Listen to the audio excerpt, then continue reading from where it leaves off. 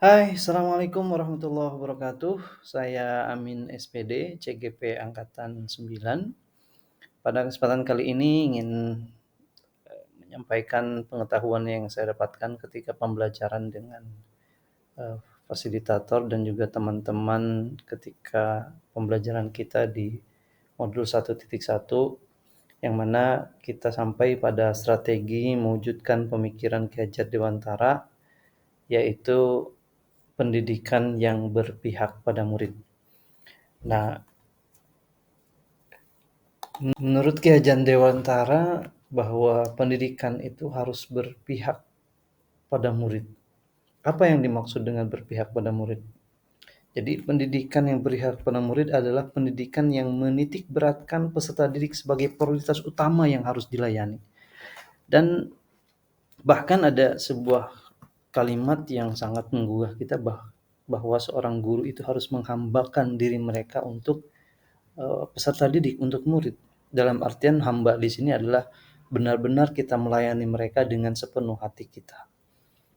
Dan biarkan mereka berkembang sesuai dengan kemampuan mereka.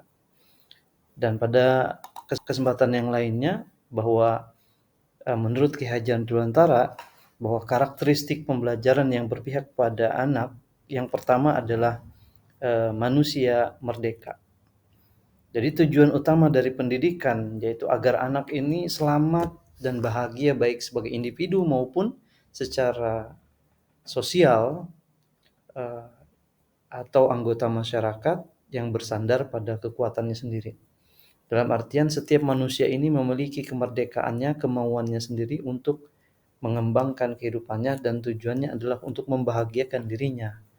Nah, maka menurut Ki Hajantara bahwa yang dimaksud berpihak pada murid yang pertama adalah biarkan bahwa murid itu sebagai mereka adalah manusia merdeka yang mampu mengembangkan diri mereka sendiri. Kemudian yang kedua menurut Ki Hajar Dewantara yaitu adalah yang saya dapatkan mengembangkan bakat dan minat siswa. Ya, yang dimaksud bakat adalah kemampuan bawaan dari lahir yang mana kemampuan itu tidak bisa kita rubah. Kita sebagai seorang guru yang terus bergerak, yang terus ingin berubah, bahwa harus tujuan kita dalam pendidikan seorang anak adalah menebalkan garis-garis yang sudah ada, yang sudah anak bawa ketika dia lahir. Nah, sedangkan minat terbentuk selama proses tumbuh kembang anak, dan ini yang diusahakan kita sebagai seorang guru hanya sebagai Ki Hajar Dewantara mengibaratkan sebagai petani yang kita menanam sesuai dengan apa yang kita tanam. Jadi tidak boleh kita memaksakan menanam padi dengan cara menanam jagung misalkan, atau sebaliknya kita menanam jagung dengan cara-cara kita tumbuhkan mereka dengan menanam padi. Dan yang ketiga menurut Ki Hajar Dewantara, pemikiran yang disampaikan menurut beliau adalah pendidikan itu sebagai yang harus ada sebagai kodrat anak, yang mana kodrat anak ini terdiri dari dua, yaitu kodrat alam dan zamannya. Jadi dalam pendidikan terhadap anak itu yang kita sampaikan seorang guru itu harus melihat latar belakang dari mana mereka berasal. Jadi kita tidak samakan antara pedesaan dengan perkotaan, pegunungan, gitu ya, dengan tidak mungkin kita samakan pola pendidikan di antara yang beda lingkungan tadi. Maka pendidikan yang harus kita terapkan terhadap mereka adalah sesuai dengan di mana mereka dilahirkan, di mana mereka berkembang, di mana mereka hidup, sehingga menciptakan sebuah kebudayaan yang baik yang bisa diterapkan dalam kehidupan sehari-hari. Dan yang kedua adalah kodrat zaman tadi, bahwa setiap anak itu dilahirkan pada masa yang berbeda-beda. Tidak mungkin pada masa 1950 tahun, pada tahun 1990 sama dengan pendidikan anak yang pada tahun 2023 saat sekarang ini. Yang mana tentunya dulu teknologi belum berkembang, sekarang teknologi sudah sangat amat pesat yang kita kenal dengan poin 4.0 ya. Jadi dalam pendidikan anak ini kita tidak bisa sama dari tahun ke tahun, harus terus berkembang, harus terus berubah sesuai zaman mereka.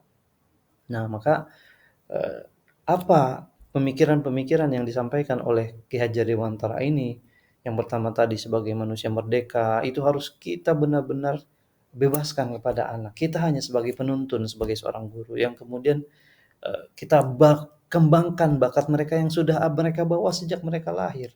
Ada yang mungkin ketika mereka bawa lahir menjadi seorang seniman, atau mungkin ketika mereka lahir seorang, apa namanya, seni, ahli lukis, penyanyi dan lain sebagainya.